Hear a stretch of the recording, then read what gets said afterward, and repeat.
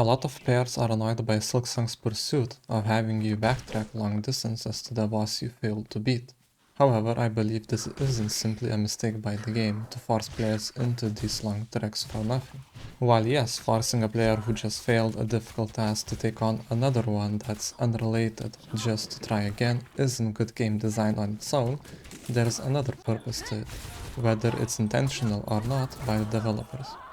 Both Hollow Knight and Silksong are games known for their backtracking through different biomes, whether it be for quests, upgrading your needle, or finding some hidden secret.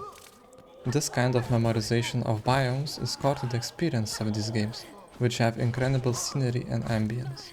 When playing Silksong, you should try to immerse yourself in the environment as much as possible, and if you do, it will make you appreciate all the systems more.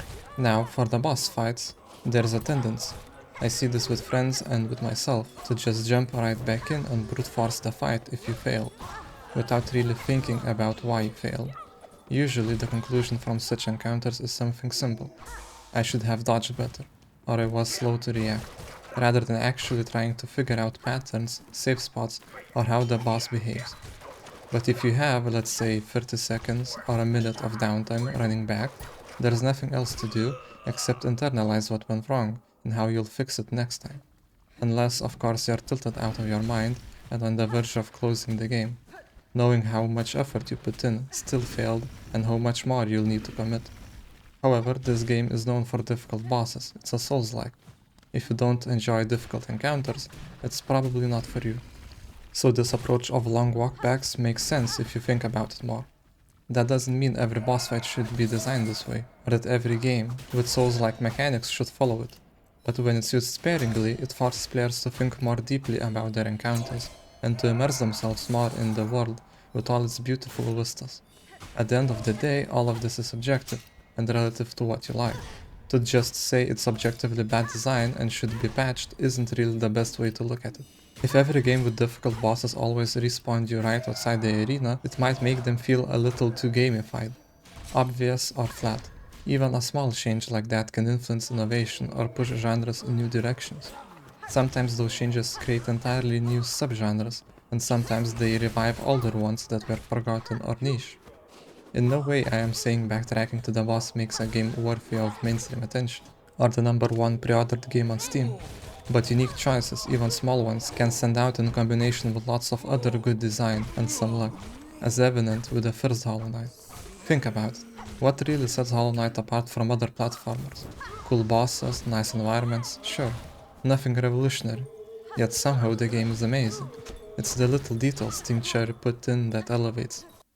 Removing walkbacks might not change the game dramatically, but it still shifts something. At the end of the day, this is speculation, but what I find interesting is that there's always some detail you can tweak, and even small mechanics can change the way a game feels. The criticism of walkbacks often feels one-sided. It was in the first game, so it has to be here. Which is kind of absurd reasoning if taken too far. By that logic, sequels would never change, just repeat the same formula over and over. The more reason take is that sequels need a balance, enough familiarity to feel like the same series, but not so much that nothing new is offered. I once had a conversation with a friend about death boxes in battle royales. In some games when you open them, you can't move, in others you can wiggle. Being able to move makes it easier to dodge snipers and loot at the same time. Better, right? But not being able to move forces you to have a better awareness of your surroundings and track threats visually or auditorily, fundamentally changing how you approach the game. Small changes like that can make all the difference. Sometimes they don't mean much, but even then they at least make you think more comprehensively about how you play. The same goes for Souls-like encounters. Player A might have a hard time defeating the last judge, and if he responds right at the encounter, he might rush in without thinking, get frustrated, and just headbang against the boss until he gets lucky. But if the same player has to walk back, overcoming obstacles along the way, maybe he gets a greater sense of the encounter. It feels more meaningful, because more effort went into it, and along the way he improves his traversal skills and appreciates the additional world building. On the other hand, some players just want to fight bosses without the extra downtime. For them, the walkbacks are irrelevant or even frustrating. There's also the tilt factor. Sometimes running back over and over makes you so frustrated you stop paying attention to the world or mechanics and just want it to be over. So what's the right answer? Maybe it's somewhere in between. A respawn right next to the boss feels too gamified, but constant long treks can burn players out. Everyone's tolerance is different. Some tilt, others don't. That's why it's hard to label mechanics like these as objectively bad. Developers probably believe these design choices make the game better, even if they later decide to patch or adjust them. And to understand why these design choices matter so much, we can look at one of the most important examples that shaped this whole genre, Demon's Souls.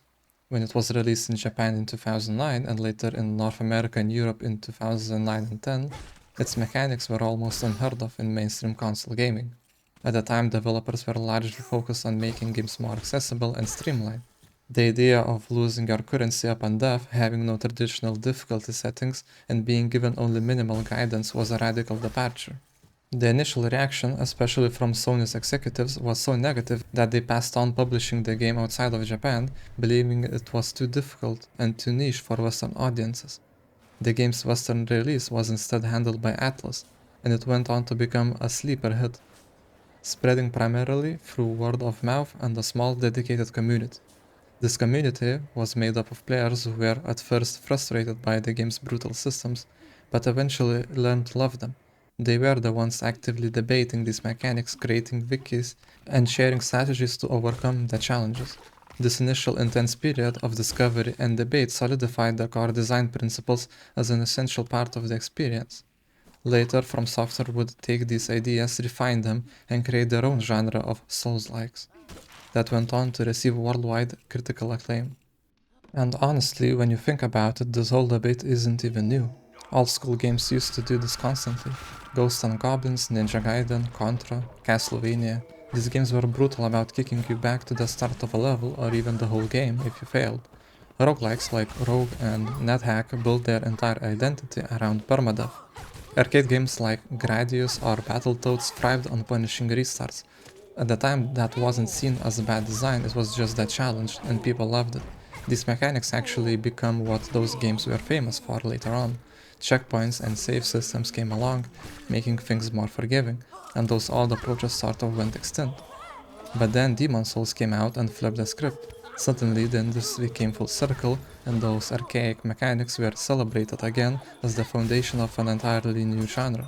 So to criticize Silksong for walkbacks is kind of like criticizing retro games themselves. And that's not how we remember them. We remember them as classics because of those mechanics, not in spite of them. Now I wouldn't say long walkbacks are core to the identity of platformers as a genre, but they've always been a part of the DNA in one way or another. Classic platformers often made you replay entire stretches of levels when you failed, partly because of technical limits, but also because that's how designers added tension and stakes. Still, what really defines platformers is precision movement, pattern recognition, and mastering tricky environments, not necessarily the punishment of repeating long sections. Modern design has moved away from those old frustrations, but when a game like Silksong or a Souls-like brings them back, it's less about clinging to outdated ideas and more about channeling that old-school rhythm back of risk and reward. It makes success feel earned, and it ties the player's journey through the world more tightly to the challenge itself.